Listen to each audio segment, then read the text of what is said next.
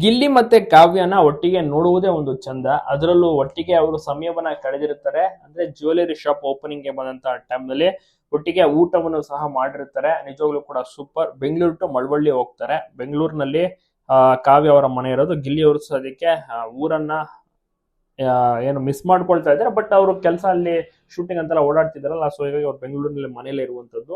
ಮಳವಳ್ಳಿ ಅಂದ್ರೆ ಗಿಲ್ಲಿ ಅವರು ಹುಟ್ಟಿ ಬೆಳೆದಂತ ಊರು, ಓಡಾಡಿದಂತ ಊರಿಗೆ ಕಾವ್ಯ ಅವರ ಜೊತೆನೂ ಕೂಡ ಹೋಗ್ತಾರೆ. ಅದ್ಭುತವಾಗಿ ಕೂಡ ಅಲ್ಲಿ ಸಮಯವನ್ನ ಕಳೀತಾರೆ. ಒಂದು ಜ್ಯುವೆಲರಿ ಶಾಪ್ ಓಪನ್ ಗೆಸ್ಟ್ ಆಗಿ ಇನ್ವೈಟ್ ಮಾಡಿರ್ತಾರಲ್ಲ, ಅಲ್ಲಿ ಹೋಗಿ ಜನರನ್ನು ಕೂಡ ಖುಷಿ ಪಡಿಸುವುದಲ್ಲದೆ ಅವ್ರಿಗೆ ಕೆಲವೊಂದಿಷ್ಟು ಗಿಫ್ಟ್ ಗಳನ್ನ ಸಹ ಕೊಡ್ತಾರೆ. ಕಾವ್ಯ ಅವರು ಕೂಡ ಬಹಳಷ್ಟು ಖುಷಿಯಿಂದ ಹೇಳ್ತಾರೆ, ಗಿಲ್ಲಿ ಬಗ್ಗೆ ಮಾತನಾಡ್ತಾರೆ. ಗಿಲ್ಲಿ ಅವರು ನನಗೆ ಎಲ್ಲಾ ವಿಚಾರ ತಿಳಿದ್ರು, ಅವರ ಊರು ಇದು ಅಂತ ಗೊತ್ತಾಗಿ ನನಗೂ ಬಹಳ ಖುಷಿ ಆಯ್ತು. ನಾನು ಫಸ್ಟ್ ಟೈಮ್ ಇಲ್ಲಿಗೆ ಬರ್ತಾ ಇರೋದು ಅಂತ ಒಂದು ಮಾತನ್ನೆಲ್ಲ ತಿಳಿಸ್ತಾರೆ. ಜೊತೆಗೆ ಒಂದು ಗ್ರ್ಯಾಂಡ್ ಓಪನಿಂಗ್ ಟೇಪ್ ಕಟ್ ಮಾಡ್ತಾರೆ, ಕೇಕ್ ಕಟ್ ಮಾಡ್ತಾರೆ, ಕೇಕ್ ತಿನ್ನಿಸ್ತಾರೆ. ನಂತರ ಅದ್ಭುತ ಸಮಯವನ್ನ ಕಳೀತಾರೆ, ಜನರೊಟ್ಟಿಗೆ ಬೆರೆಯುತ್ತಾರೆ, ಸೆಲ್ಫಿ ಫೋಟೋವನ್ನ ಕ್ಲಿಕ್ಕಿಸ್ಕೊಳ್ತಾರೆ, ಮತ್ತೆ ಅಲ್ಲಿ ಕೆಲಸದವರ ಜೊತೆ ಸಮಯ ಕಳೀತಾರೆ, ಒಟ್ಟಿಗೆ ಊಟವನ್ನ ಮಾಡ್ತಾರೆ. ಬಹಳನೇ ಖುಷಿಯಾಗಿದ್ದಾರೆ ಗಿಲ್ಲಿ ಮತ್ತೆ ಕಾವ್ಯ. ಮತ್ತೆ ಗಿಲ್ಲಿ ಪಕ್ಕಾ ಹೀರೋ ಮೆಟೀರಿಯಲ್ ಆಗಿದ್ದಾರೆ.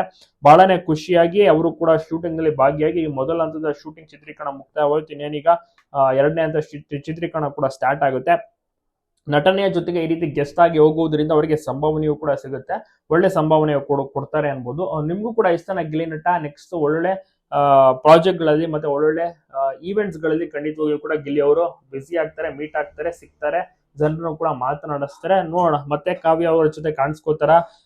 ಒಟ್ಟಿಗೆ ಸೆಪ್ಟೆಂಬರ್ ನಲ್ಲಿ ಒಂದು ಈವೆಂಟ್ ಬುಕ್ ಆಗಿದೆ. ಮತ್ತೆ ಆಗಸ್ಟ್ ಈ ತಿಂಗಳಿನಲ್ಲಿ